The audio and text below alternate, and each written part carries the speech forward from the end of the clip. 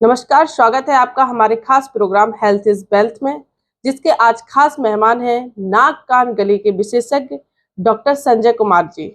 आइए इनसे बातचीत करते हैं, जानते हैं कि जिस तरीके से बच्चों में और आए दिन देखने को मिलता है कि बड़ों में भी नाक कान गले की समस्या आमतौर पर देखने को मिलती है, तो इन समस्याओं से बचने के लिए लोगों को क्या करना चाहिए और क्या उपाय करने चाहिए, वो हम आइए जानते हैं डॉक्टर संजय कुमार जी के जुबानी। जी सर, सबसे पहले भारतवाणी पर आपका स्वागत है। Thank you very much. जी सर, जैसे कि आए दिन देखने को मिलता है यही जी, कि समस्याएं नाक कान गले की समस्याएं आती रहती हैं, तो किस तरीके से लोगों को बचाव करना चाहिए इन सबका? सबसे पहले तो मैं आपको ये बताना चाह रहा हूँ कि इस सीज़न में, खासकर ये रेनी सीज़न में, जी।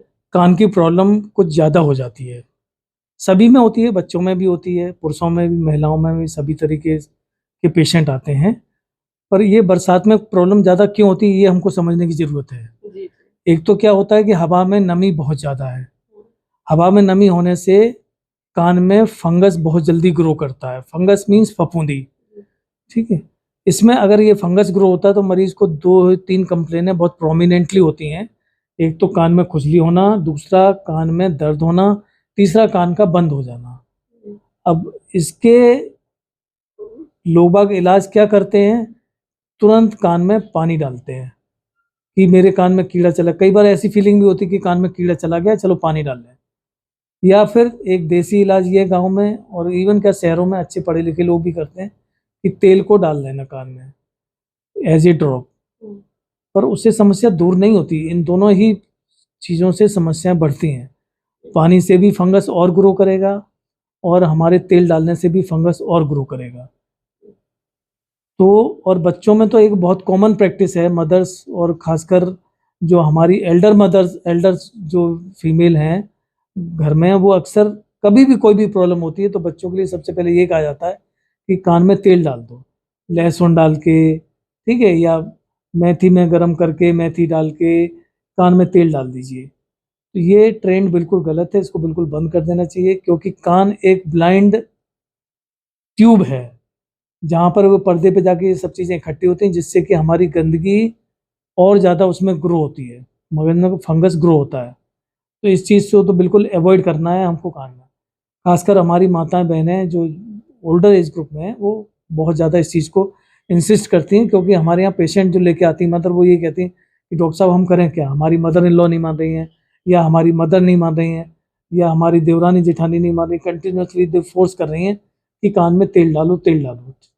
तो इस चीज़ को बिल्कुल अवॉइड करना चाहिए। जैसे कि कान में खुजली होती है या दर्द होता है, तो गांव में अक्सर करके देखा जाता है कि लोग लकड़ी भी डालते हैं, तो उससे कहीं ना कहीं वो तो प्रॉब्लम क्रिएट। एक प्रॉब्लम, सबसे बड़ी प्रॉब्लम ये है कि उनके हाथ में जो भी चीज़ है उससे वो कान को खुजलाने लगते हैं, चाहे वो चीज़ नुकीली हो। कई बार एक बहुत कॉमनली ये देखा गया कि लोग बाग अपनी मोटरसाइकिल की चाबी लेके कान को खुजलाने लगते हैं। अब प्रॉब्लम ये है कि मोटरसाइकिल की चाबी जो डाल रहे हैं कान में, वो कोई स्टिलाइज चाबी तो है नहीं। मालूम पड़ा उसको डाला उन्होंने, उससे फुंसी हो गई। फुंसी होने के साथ साथ ही ये भी होता है कि उसमें फंगस भी लग जाता है। कई बार क्या होता है, एक्सीडेंटली अगर वो चाबी कहीं नुकीली है और अंदर ज़्यादा चली गई तो पर्दे में छेद भी हो जाते हैं। तो इस चीज़ से बिल्कुल अवॉइड करना है, नुकीली चीज़ कतई नहीं डालना है। डालना भी है तो ये हमारे यहाँ जो मार्केट प्रिपरेशन आती हैं, कान की ईयरबड्स आती हैं क्लीनिंग, ठीक है, उनसे क्लीन करना है, और वो भी हाथ साफ करके, गंदे हाथ से नहीं करना है।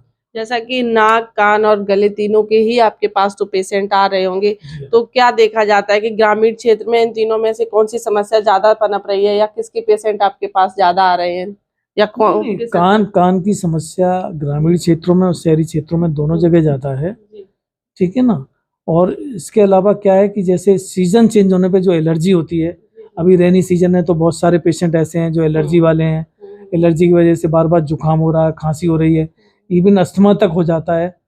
तो उससे भी बचाव करना है, पेशेंट को बार बार गीला नहीं होना है, ठीक है।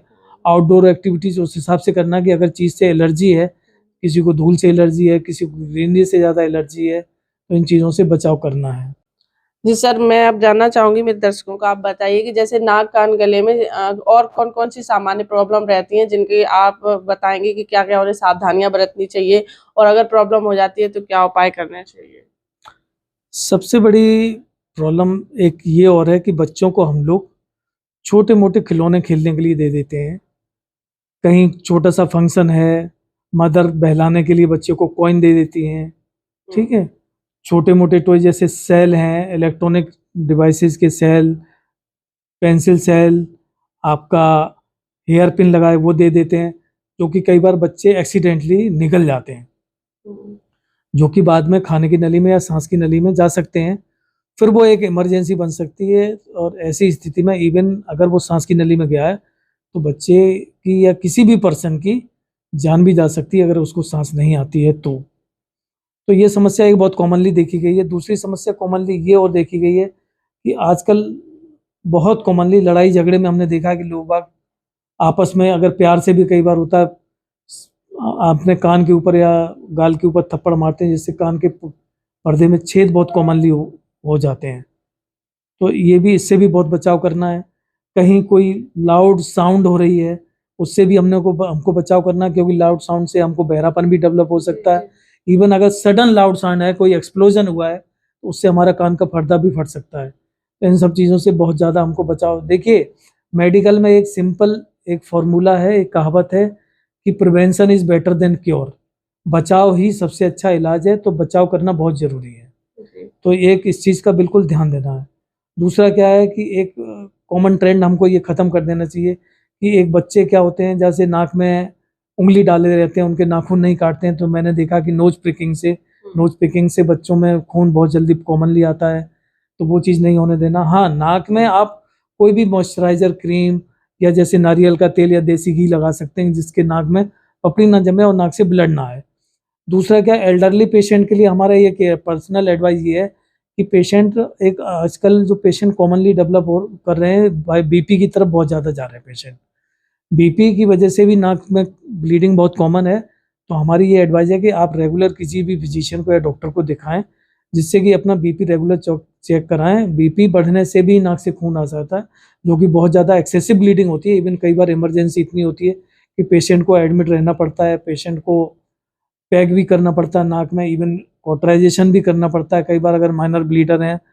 तो इन चीज़ों से बचाव करना बहुत ज़रूरी है। सर, कई बार देखा जाता है जैसे कि नाक की प्रॉब्लम क्रिएट होती है कि बच्चे जो भी टॉयज लिए रहते हैं, खिलौना वो खेलते हैं, तो नुकीला हुआ या कोई सहल हुआ तो वो नाक में घुस जाता है। मैंने कई बार देखा है, तो वो क्या है कि घरेलू नुस्खे के तहत ही वहाँ पे उसका इलाज करने की कोशिश करते हैं। तो कई बार क्या होता है, जान भी चली जाती है बच्चों की। नहीं, ये बहुत कॉमनली देखा गया है, ये चीज़ को बहुत कॉमनली देखा गया है कि नाक में कोई भी ऐसी फॉरेन बॉडी जो भी नाक में जाएगा, चाहे हम उसको खाने वाली चीज़ भी हो सकती है, खेलने वाली चीज़ भी हो सकती है, कोई वस्तु हो सकती है, ठीक है।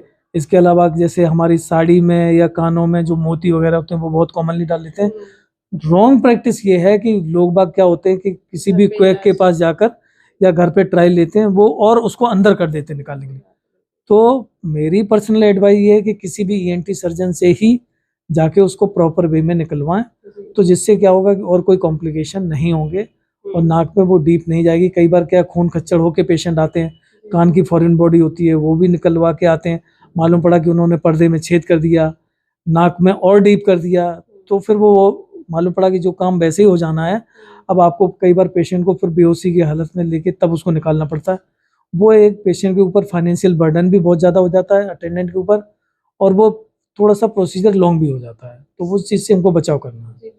सर, अब मैं एक व्यक्तिगत सवाल करना चाहूंगी, जो भी मेडिकल लाइन की बच्चे तैयारी कर रहे हैं, जैसा कि आप नाक कान गले के विशेषज्ञ हैं, तो उनके लिए आप क्या मैसेज देना चाहेंगे, क्या कहेंगे उनके लिए कि उन्हें किस तरीके से तैयारी करनी चाहिए? और ऐसा तो नहीं कि मतलब जिनके पेरेंट्स मतलब डॉक्टर हैं तो बच्चों को भी डॉक्टरी लाइन में ही जाना चाहिए, इस तरीके से कुछ आप मैसेज देना चाहेंगे? नहीं, ऐसा नहीं है। आजकल नीट का कंपटीशन इतना टफ कंपटीशन है कि हर बच्चे को आजकल पहले से ही सोच के चलना पड़ता है। 9th या 10th क्लास से ही तैयारी शुरू करना पड़ती है, और सबसे पहले तो नीट में सिलेक्शन हो तब आप ग्रेजुएट होंगे।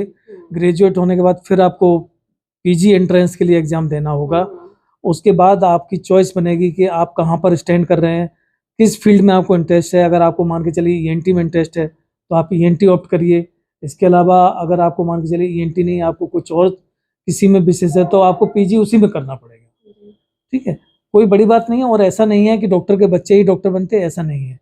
डॉक्टर्स के बच्चों को केवल एक ये एडवांटेज होता है कि वो इस तरीके के एटमॉस्फेयर में, सराउंडिंग्स में रहते हैं, तो एक उनको इनकरेजमेंट सेल्फ इनकरेजमेंट होता है, जिससे कि बच्चे उस चीज़ के लिए जल्दी तैयार होते हैं कि नहीं भाई हमको ये अच्छा लग रहा है, हमें भी डॉक्टर बनना है। ऐसा नहीं है कि हमारे माँ बाप तो डॉक्टर नहीं थे, पर बचपन में हमको भी किसी डॉक्टर को देख के ही इनकरेजमेंट हुआ, जिसकी वजह से हम डॉक्टर बने।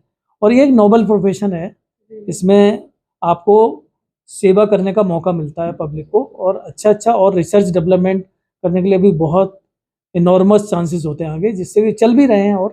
और मेडिकल फील्ड बहुत डेवलप किया है। आप हर फील्ड में देखिए, ईएनटी में भी डेवलप किया है, ऑब्स गायनी में भी डेवलप किया है, हर फील्ड में डेवलप किया है। नए नए इन्वेंशन हुए हैं, ऑपरेशन बहुत सारे अब होना चालू हो गए। इटावा में ही जब मैं आज से 20 साल पहले आया था तब मैंने देखा था Etawah was a referral centre only. यहाँ से केवल पेशेंट रेफर होते थे, छोटी मोटी प्रॉब्लम के लिए भी बाहर जाते थे, जो कि उन मालूम पड़ा कि जितने में इलाज हो जाना है उससे कहीं 10 गुना ज़्यादा वो किराए में खर्च करते। तो वो चीज़ अब इटावा में होने लगी। तो इटावा इज इन प्रोग्रेस। जैसा कि सर अब जो भी स्टूडेंट्स हैं जो तैयारी कर रहे होते हैं, तो उनको क्या होता है, कई बार देखा जाता है कि वो डिमोटिवेट होते, तैयारी करते जाते हैं और उन्हें लगता है कि हमें जल्दी से जल्दी सफलता मिले और सफलता नहीं मिल पाती, तो वो डिमोटिवेट होते हैं, कहीं ना कहीं मेंटली डिस्टर्ब होते हैं। तो इन सब चीज़ से बाहर निकलने के लिए आप कोई मैसेज देना चाहे वो स्टूडेंट्स? नहीं, हर स्टूडेंट के लिए मेरा मैसेज यही है कि देखिए, आप अभी तक नीट के एग्जाम में सिर्फ एनसीईआरटी की बुक्स को पढ़ा जाता है, और वही चीज़ सदियों से चली आ रही है, उसी को सब लोग पढ़ रहे हैं। एनसीईआरटी की चाहे बॉटनी की हो, चाहे जूलॉजी की बुक हो, चाहे केमिस्ट्री की हो, चाहे फिजिक्स की हो, उनको ईच एंड लाइन बहुत अच्छे ढंग से समझ के याद करना है, उससे ही क्वेश्चन आना, और बाहर से कोई क्वेश्चन नहीं आता है। तो इसलिए बच्चे मेहनत करें, और बच्चे मेहनत कर भी रहे हैं। ऐसा नहीं कि कई बच्चे ऐसे हैं, इटावा से मैं देख रहा हूँ कि सिलेक्शन रेट बहुत बड़ा है। हर साल मैं देख रहा हूँ कि 8-10 बच्चे सिलेक्ट हो रहे हैं, तो मेहनत करना चाहिए। सर जैसा कि थोड़ी देर पहले आपने अपना व्यक्तिगत मतलब थोड़ा सा बताया मोमेंट, तो वो मैं चाहूंगी कि आप हमारे दर्शकों को पूरा एक्सप्लेन करें कि मैं भी किसी को देख के डॉक्टर बना, तो वो कहानी क्या है आपकी, वो जरा आप हमारे दर्शकों को बहुत सिंपल सी कहानी है। मैं एक फैमिली रिलेशन में ही शादी में गया हुआ था, तो हमारे एक डिस्टेंट रिलेटिव थे, वो दिल्ली से एमबीबीएस कर रहे थे। तो मैंने ये देखा कि सभी लोग उन्हीं को पूछ रहे हैं, मुझे कोई नहीं पूछ रहा है। उस समय मैं ऐसे 7th-8th क्लास में हो गए, तो फिर मैंने ये सोचा कि मुझे भी डॉक्टर ही बनना है, जबकि मेरी फैमिली में ऐसा कुछ सराउंडिंग से एटमॉस्फेयर नहीं थे, कोई डॉक्टर नहीं थे। मेरे father simply he was in AG office में एक क्लास 2 ऑफिसर थे, और मदर मेरी हाउसवाइफ थी। पर यह है कि हाँ, मेरी मदर का बहुत बड़ा रोल है मुझे डॉक्टर बनाने में, क्योंकि मेरे पास सिंपली जब मैं पढ़ता था उस समय एक अलार्म बाज भी नहीं थी, पर मेरी मदर जगती थी, जब तक स्वेटर बुनती थी। जब 3 बज जाते थे, मैंने अगर मदर से कहा मुझे 3 बजे उठा देना, तो फिर मुझे वो चाय बना के देती थी, और मैं 3 बजे उठ के फिर मैं पढ़ता था। बाकी दिन में मैं अपने हिसाब से पढ़ता था। तो रिस्पॉन्सिबिलिटी तो है पेरेंट्स की।